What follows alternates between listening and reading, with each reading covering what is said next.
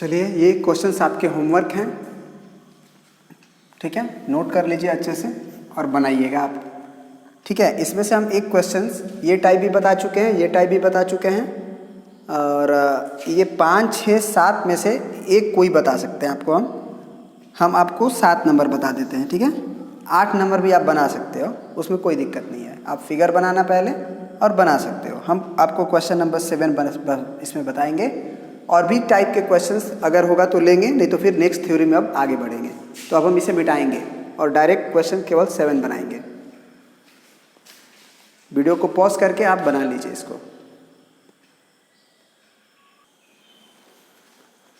तो चलिए स्टार्ट करते हैं। हमें किसका वैल्यू दिया हुआ है? कॉसेक ए का √10, और हमसे पूछ रहा है कि find the other 5 trigonometrical ratio. तो कॉसेक को छोड़ के कौन कौन बचा? तो हमारे पास साइन बचा, मतलब साइन ऑफ, अगर कुछ भी एंगल नहीं दिया है तो जिसका ट्रिग्नोमेट्रिकल रेशियो दिया उसी का हम अदर भी निकालेंगे, मतलब साइन ऑफ ए ही निकालेंगे, कॉस ऑफ ए निकालेंगे, टैन ऑफ ए निकालेंगे, कॉट ऑफ ए निकालेंगे, सेक ऑफ ए निकालेंगे, और ये तो हमें दिया ही है। ये एकदम लाइन से सीरियल वाइज याद होना चाहिए। दूसरी चीज़, तो कैसे निकालेंगे? जब हम साइन ए निकालने जाएंगे तो हमको इस बॉक्स की ज़रूरत पड़ेगी। पप्पू बेटा, पोए पोए, हेलो हेलो बोलो कि ये साइन होता है, ये कॉस होता है, ये टेन होता है, ये कॉट, ये सेक, ये कॉसेक।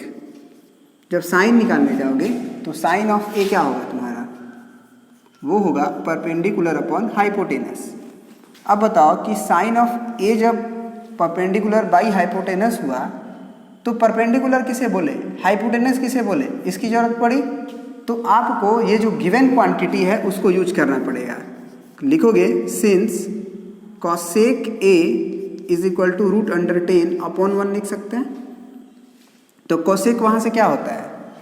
तो h/p होता है, p/h तो साइन होता है, तो ये हो जाता है h/p। अब लड़का लोगों को ये समझ में आता है कि यहाँ हाइपोटेनस बराबर √10 दिया हुआ है और परपेंडिकुलर बराबर 1 दिया हुआ है। ये बहुत गलत कॉन्सेप्ट है। बनाओगे आंसर आएगा, मतलब इसे हाइपोटेनस मान लोगे, इसे परपेंडिकुलर मान लोगे, और बेस अगर निकालोगे तो बेस कितना होता है? बेस का स्क्वायर बराबर हाइपोटेनस का स्क्वायर माइनस p²। तो इससे भी आंसर आएगा, एकदम होगा, कोई गलती नहीं होगा। लेकिन ये स्टेप्स गलत है। क्यों गलत है इसे तुम्हें बताते हैं। सबसे पहले तो h का स्क्वायर है, तो h √10 है, तो √10 का स्क्वायर माइनस 1 का स्क्वायर, तो ये हो जाएगा 10 माइनस 1 यानी कि 9। तो b² अगर 9 आया तो इसका मतलब हो गया कि b बराबर 9 आया, सॉरी 3 आया। तो कोई दिक्कत नहीं है, आंसर आपका आ जाएगा। आंसर अगर आप लाना चाहते हो तो ये परपेंडिकुलर 1 होगा, और हाइपोटेनस आपका तो यही से है, हाइपोटेनस आपका √10 है, तो आंसर आएगा। फिर अगर हम पूछे आपसे कि कॉस ऑफ ए निकालो, तो cos of base by hypotenuse वहाँ से, तो बेस अब क्या होगा? 3/, और हाइपोटेनस, तो हाइपोटेनस आपका √10 है। ये आंसर हो जाएगा, गलती नहीं होगा। लेकिन ये स्टेप्स गलत है बाबू। ऐसे h को √10 मान लेना, p को 1 मान लेना गलत है, क्योंकि रेशियोज जो होता है किसी चीज़ का, ये कॉसेक ऑफ ए क्या होता है, या ट्रिग्नोमेट्रिकल रेशियोज का मतलब क्या होता है कि वो दो साइड्स का रेशियो दिया हुआ है। तो साइड्स का रेशियो दिया हुआ है तो वो कट सकता है ना बाबू। जैसे मान लो हम कोई 2 साइड एक ट्रायंगल लिए तुम्हारे सामने, ये ए मान लिए, ये बी मान लिए, ये सी मान लिए, तो अगर हम पूछे कि साइन सी का वैल्यू क्या होगा, मान लो इस ट्रायंगल में ये मान लो 3 दिया हुआ है, ये 5 दिया हुआ है, तो कहोगे सर 3/5 हुआ, ये 4 होगा एक्चुअली, अगर ये 90 है तो हम कहेंगे कि क्या ये मतलब ये सब नहीं दिया हुआ हो, बस ये दिया हुआ कि साइन सी बराबर 3/5 है, ये दिया हुआ हो, तो इसे 3 समझना और इसे 5 समझना गलत हो सकता है, क्योंकि इसे आप 30 भी समझ सकते हो, इसे तुम 50 भी समझ सकते हो, तो भी हमारा रेशियो 3/5 ही रहेगा। आप समझ रहे हो इस बात को? यहाँ से बहुत इंपॉर्टेंट कंक्लूजन निकालने वाले हैं आपको, जो मैक्सिमम टीचर्स भी वो गलती करते हैं, वो गलती आपको नहीं करना है। स्टेप्स गलत हो जाएगा, आपका मार्क्स 1-2 मार्क्स रिड्यूस हो जाएगा। आप पूरा मार्क्स लीजिए ना, मेहनत भी कीजिए, बनाइए और मार्क्स भी पूरा नहीं लीजिए तो गलत बात है। तो साइन सी अगर 3/5 दिया है तो इसे हम 30/50 भी लिख सकते हैं, तो भी हमारा रेशियो 3/5 ही रहेगा। या इसी को हम लोग 300/500 भी लिख दें तो भी हमारा रेशियो वही रहेगा। तो जो रेशियोज होता है वो एक एक्चुअल लेंथ को करस्पॉन्ड नहीं करता है, वो रेशियो को करस्पॉन्ड करता है। मतलब कि ये और ये को काटा जाएगा जब, तो वो 3/5 आएगा। लेकिन उसका एक्चुअल लेंथ क्या था, 30/50 था तो भी 3/5, 300/500 था तो भी। तो एक्चुअल लेंथ अब परपेंडिकुलर तो आप बोलोगे कि 300 है, हाइपोटेनस बोलोगे 500 है, हम बोलेंगे कि 30/50 होगा तो बोलोगे सर परपेंडिकुलर 30 है, हाइपोटेनस 50 है। फिर यहाँ बोलेंगे तो बोलोगे परपेंडिकुलर 3 है। अब एक ही परपेंडिकुलर 3, 30, 300 कैसे हो सकता है? तो वास्तव में वो एक्चुअल लेंथ नहीं होता है। लेकिन एक बात तुम देख रहे हो कि रेशियो हमेशा बराबर आ रहा है, तो ऊपर जिस नंबर से गुना हो रहा है उसी नंबर से नीचे भी गुना हो रहा है। तो आपको एक्चुअल लेंथ नहीं मालूम है, तो अगर कभी भी साइन सी बराबर 3/5 दिया हुआ हो तो एक्चुअल लेंथ कैसे मानोगे? 3x 5x। वो रेशियो जो कांस्टेंट था, जो 10 से मल्टीप्लाई होगा कि 100 से मल्टीप्लाई होगा कि क्या से मल्टीप्लाई होगा, उसके लिए आप क्या याद रखो कि हमको नहीं पता है वो एक्चुअल लेंथ क्या था, तो हम x मान लेंगे। ठीक है, तो अगर x मान लेंगे तो अब एक्चुअलिटी के करस्पॉन्डिंग उसे मानना होगा। अब एक्चुअल हो जाएगा, हाँ अब इसे 3x मानो, इसे 5x मानो। BC अगर तुम्हें निकालना है तो BC का स्क्वायर क्या हो जाएगा? AC square minus AB square. तो AC का square 25x square minus AB square 3 × 9x square, तो ये कितना हुआ? 16x square. तो BC का वैल्यू कितना हो जाएगा? फिर BC का वैल्यू हो जाएगा 4x हो जाएगा।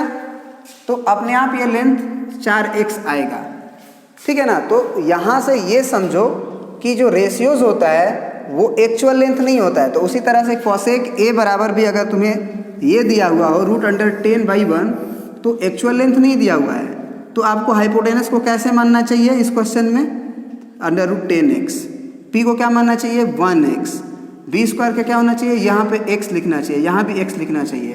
तो यहाँ x स्क्वायर आएगा, यहाँ भी 1x स्क्वायर आएगा, यहाँ 9x स्क्वायर आएगा, तो यहाँ 3x आएगा। तो क्यों आंसर बदलता नहीं है, सेम ही हो जाता है? क्योंकि आप साइन a जो p/h लिखते हो तो p तुम्हारा क्या आया हुआ है? 1 × x, तो 1 × x लिखते हो। हाइपोटेनस क्या आया हुआ है तुम्हारा? √10x, तो √10x। तो ये रेशियो कांस्टेंट तो हमेशा कटेगा ना, और तीनों के लिए रेशियो तो कांस्टेंट सेम रहेगा ना, तभी ना साइड का रेशियो 3:4:5 या 5:3:4 हमेशा मेंटेन रहेगा। उसी तरह से कोसेक a लिखोगे तो b/h, तो बेस क्या लिखोगे यहाँ से? 3x। और हाइपोटेनस क्या लिखोगे? तो √10x। तो x हमेशा कट जाता है, इसीलिए आपका आंसर गलत नहीं होता है, लेकिन प्रोसेस गलत कहा जाएगा। तो समझ गया? तो कभी भी इस तरह का क्वेश्चन दिया रहा है कि साइन a बराबर अगर मान लो 3/5 हो तो अदर ट्रिग्नोमेट्रिकल रेशियोज निकालो, तो सबसे पहले जो ये फार्मूला में p/h लिखते हो तो p का एक्चुअल लेंथ 3x लिखा करो, h का एक्चुअल लेंथ 5x लिखा करो, और फिर बेस का एक्चुअल लेंथ निकालो और फिर रेशियोज निकालो। वो कट जाएंगे, उसके बाद आंसर होंगे। तो ये करेक्ट प्रोसेस हुआ। ठीक है, चलिए अब आगे आते हैं, कुछ पढ़ते हैं। ये भी आपके कुछ क्वेश्चंस होमवर्क हैं जिन्हें आपको बनाना है। ये पहला क्वेश्चन है, दूसरा क्वेश्चन, तीसरा क्वेश्चन, चौथा क्वेश्चन में आपको tan θ बराबर a/b दिया हुआ है, तो प्रूफ करना है कि ये क्वांटिटी इसके बराबर होगी। और इसमें भी 5 में भी आपको वेरीफाई करना है कि sec a बराबर 5/4 है, तो वेरीफाई कीजिए कि ये क्वांटिटी इस क्वांटिटी की बराबर होगी। तो आप कैसे बनाओगे? यहाँ से sec a बराबर 5/4 दिया है, आप क्या कर लो कि इसे किसकी तरह ट्रीट कर लो? हाइपोटेनस की तरह, और इसे बेस की तरह परपेंडिकुलर निकाल लो, और फिर साइन a का value perpendicular by hypotenuse use करो, कॉस का value base by hypotenuse use करो, इस LHS का वैल्यू निकाल लो, LHS में जो नंबर आया लिख लो, फिर RHS में इस पूरी क्वांटिटी का वैल्यू निकालो और देखो कि दोनों बराबर आ रहा है कि नहीं। वेरीफाई हो जाएगा। हाँ, एक और बात, उसके बगल में हम आंसर लिख देते हैं हर एक क्वेश्चंस का। जो प्रूफ करना है उसका तो आंसर लिखने की ज़रूरत नहीं है, क्योंकि उसे प्रूफ ही करना है। बगल में आंसर दे दिया आपका। दूसरा चीज़ कि और भी कुछ क्वेश्चंस इसमें हम ले लेते हैं जो आपके एनसीईआरटीज़ में हैं, या फिर कुछ क्वेश्चन इसमें जो आपसे फंस सकते हैं, उससे रिलेटेड एक आध क्वेश्चन ले लेते हैं जिससे कि आपको दिक्कत ना हो। इसमें हम इस तरह का क्वेश्चन नंबर 2 भी एक प्रकार का लेंगे जो आप लॉन्ग मेथड से बना सकते हो। हम इसको सिंपल मेथड से बना के दिखाएंगे, है ना। मतलब कुछ क्वेश्चंस ऐसे भी इसमें हैं जिससे आप बनाओगे तो लंबा जाएगा। तो मेरे अपने बनाने के बाद आप मेरे सॉल्यूशंस को भी ज़रूर देखना, ताकि आपको समझ में आए कि नहीं ऐसे करेंगे तो ज़्यादा बेटर है। तो वो क्वेश्चंस लेते हैं, इसको मिटाएंगे आप।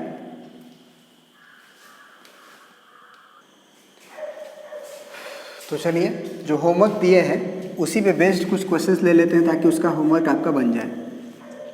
देखो 3 cot A = 4 है। इसको दो बनाने का 2 मेथड है। मेथड 1 देखो पहले, ठीक है। मेथड 1 क्या है कि तुम्हें 3 cot A = 4 दिया है और बोल रहा है कि check whether 1 - 10² A divided by 1 + 10² A is equal to cos² A - sin² A और नॉट। इसको क्या पढ़ते हैं? 1 - 10² A, है ना। मतलब क्या होता है ये समझो पहले। 10² A या कोई भी ट्रिग्नोमेट्रिकल रेशियोज का स्क्वायर A ऐसे n पे लिख के स्क्वायर A लिख का मतलब होता है कि वो 10A का स्क्वायर समझा जाएगा। मतलब 10A 2 बार × में लिखा गया है ना। तो उसी स्क्वायर को हम यहाँ दे देते हैं। ये लिखने का एक तरीका है। उसी तरह से आप अगर कभी तुम्हें 10³ A दिखा हुआ रहेगा तो क्या समझोगे कि 10A का होल क्यूब लिखा गया है। चलिए, तो अब जो है तुम्हारा 3 cot A = 4 दिया हुआ है। तो तुम क्या करो कि यहाँ से cot A का वैल्यू तुम निकाल सकते हो, 3 इधर भेज सकते हो, 4/3। तो ये मेथड 1 से क्या कर सकते हो कि ये बेस होगा और नीचे वाला परपेंडिकुलर होगा। क्या होगा? परपेंडिकुलर। तो तुम हाइपोटेनस निकाल सकते हो h बराबर, और हम तुम्हें बोले थे कि बेस का काम आपका 4x की तरह ट्रीट करो और p को तुम 3x की तरह ट्रीट करो। तो h तुम्हारा √4x का होल स्क्वायर प्लस 3x का होल स्क्वायर। तो अब इसे कैलकुलेट करोगे तो h का वैल्यू आपका 5x आ जाएगा, ठीक है। अब चलो, अब तुमको चेक करना है तो LHS पहले उसका निकालो। LHS क्या है?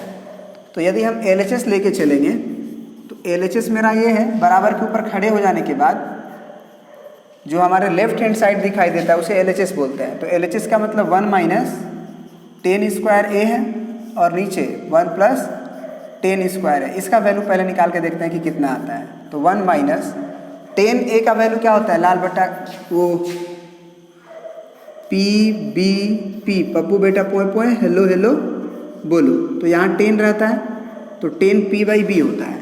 तो 1 - P/B का होल स्क्वायर और नीचे 1 + P/B का होल स्क्वायर।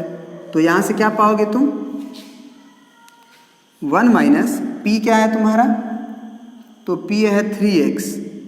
तो 3x का मतलब अब स्क्वायर है ना, तो 9x² डिवाइडेड बाई B² भी है। तो B कितना है? 4। तो 16x² डिवाइडेड बाई 1 + P/B है। तो P क्या है? अगेन फिर 9x² बाई 16x² स्क्वायरिंग करते जा रहे हैं तो ये तो कट ही जाएगा ना। तो ऊपर जो है यहाँ बाई 1 कर सकते हैं, बाई 1 कर सकते हैं। तो एलसीएम कितना आ जाएगा हमारा ऊपर का? ऊपर का एलसीएम आ जाएगा हमारा 16 और ये हो जाएगा 16 - 9 और नीचे का एलसीएम भी हमारा 16, ये हो जाएगा 16 + 9। तो ऊपर से क्या आया? यहाँ से लिख देते हैं, यहाँ पे 16 में से 9 घटेगा तो 7 बचेगा और 16 और नीचे 25/16। तो ये तो कट जाएगा। तो LHS आया हमारा 7/25। अब हम क्या करते हैं कि RHS निकालते हैं, ठीक है ना। तो RHS जब निकालेंगे तो RHS का वैल्यू क्या है पहले ये देखो। RHS का मतलब यह है कि cos² A - sin² A। तो यहाँ से cos कहाँ होता है? दूसरे नंबर पे। sin कहाँ होता है? पहले नंबर पे। तो cos कितना हो जाएगा? b बाई एच का स्क्वायर माइनस साइन कितना हो जाएगा तुम्हारा p बाई एच का स्क्वायर। तो अब यहाँ से b square by H square लिखोगे तो b कितना है तुम्हारा 4 यानी कि 16x स्क्वायर और हाइपोटेनस स्क्वायर क्या हो जाएगा 25x स्क्वायर है ना, और माइनस p कितना हो जाएगा p है 3 तो 9x स्क्वायर और हाइपोटेनस है 25x स्क्वायर। ठीक है ना, तो अब देख रहे हो x स्क्वायर तो आपस में ही कट जाएगा और एलसीएम भी 25 है नीचे और 16 में से 9 गया घटेगा ना, सिंपल एलसीएम है तो कितना आ गया आंसर 7/25। आप आंसर मिला लो कि एलएचएस और आरएचएस बराबर है कि नहीं, तो बराबर है। तो कह रहा था कि चेक कीजिए कि ये बराबर है भी या नहीं है, तो क्या लिख देंगे यस। क्या लिख देंगे लास्ट स्टेप में कि LHS is equal to RHS, hence इस प्रकार यस बराबर है। मेथड 2 क्या है बनाने का, चुटकी में तुरंत बन जाएगा। देखो कैसे, चलिए मेथड 2 भी देख लेते हैं। मेथड 2 क्या है कि यहाँ से कॉट ए का वैल्यू क्या आ जाएगा 4/3। तो क्यों नहीं हम तुरंत tan ए का वैल्यू यहाँ से निकाल लें। आपको पता है कि कॉट और tan एक दूसरे का रेसिप्रोकल होता है, तो ये 4/3 है तो ये 3/4 हो जाएगा। तो ये अगर 3/4 आ गया तो एलएचएस हम फटाक से नहीं निकाल सकते हैं। एलएचएस हमारा क्या है 1 minus tan square A divided by 1 plus tan square है। तो अगर हमें पता है कि 1 माइनस tan ए का वैल्यू 3/4 है तो ये 9/16 हो जाएगा आफ्टर स्क्वायरिंग, क्योंकि इसका स्क्वायर माना जाता है ना tan स्क्वायर ए को, और ये 1 प्लस 9/16 तो फिर खेल वही 16, फिर ये 16 माइनस 9, ये फिर 16 एलसीएम, फिर ये 16 प्लस 9। तो आप देख रहे होगे कि ये 7/16 और ये 25/16, तो ये कट जाएगा तो कितना आया 7/25। तो ये एलएचएस में कभी भी अगर आपको tan दिया रहे तो ये ज़रूर सोचना चाहिए कि क्या हम tan निकाल सकते हैं। अगर निकाल सकते हैं तो फटाक से काम कर लेंगे। एक और क्वेश्चन हम फटाक से बताते हैं आपको इसी में। एक ये क्वेश्चन दिए थे आपको, देखो इसको आसानी से मतलब शॉर्टकट तरीका से कैसे बना सकते हैं। यदि तुम्हें tan थीटा बराबर a/b दिया है और वैल्यू निकालना है तुम्हें cos theta plus sine theta divided by cos theta minus sine theta का, और आरएचएस में तुम्हारा आंसर दिया हुआ है। ठीक है ना, देखो इसके पिछले क्वेश्चन में जो tan में कन्वर्ट कर दिए थे उसके बाद आरएचएस जो था cos square theta minus sine square theta, उसको प्रीवियस मेथड से ही तुम्हें निकालना होगा बेस परपेंडिकुलर हाइपोटेनस मान के। लेकिन ज़्यादातर हम कोशिश करते हैं कि हमारा क्वेश्चन जो है अगर tan थीटा में है तो tan थीटा में ही कन्वर्ट हो जाए। ठीक है ना, तो एक चीज़ तुम्हें बता रहे हैं कि tan थीटा जो एक्चुअली होता है उसका फार्मूला होता है आपका sine theta upon cos theta, ये एक फार्मूला है याद रखिएगा। और कॉट थीटा का एक फार्मूला होता है cos theta upon sine theta. इसे तुम प्रूव भी कर सकते हो। कैसे, साइन थीटा तुम्हारा p बाई क्या होता है h, और कॉस थीटा b/h, तो h कट जाता है तो p/b आ जाता है, और आपको पता है कि tan थीटा p/b होता है। उसी तरह इसे भी तुम प्रूफ कर सकते हो। तो इसका यूज करके हम तुरंत क्वेश्चन को बना सकते हैं। हमें किस का वैल्यू निकालना था, हमें निकालना था cos theta plus sine theta divided by cos theta minus sine theta का। तो क्यों नहीं हम एक दिमाग लगाएं। हमको पता है कि हम किसी भी, जैसे मान लो 4/6 लिखा हुआ है तो हम ऊपर भी 2 से डिवाइड कर दिए, नीचे भी 2 से डिवाइड कर दिए, तो क्या क्वेश्चन में कोई फ़र्क पड़ेगा। इसको काटते ही है ना एक्चुअली, 2 दूना 4, 2 तिया 6। तो न्यूमरेटर और डिनोमिनेटर में एक साथ किसी नंबर से डिवाइड करने पे वो क्वेश्चन चेंज नहीं होता है, वो क्वेश्चन वही रहता है।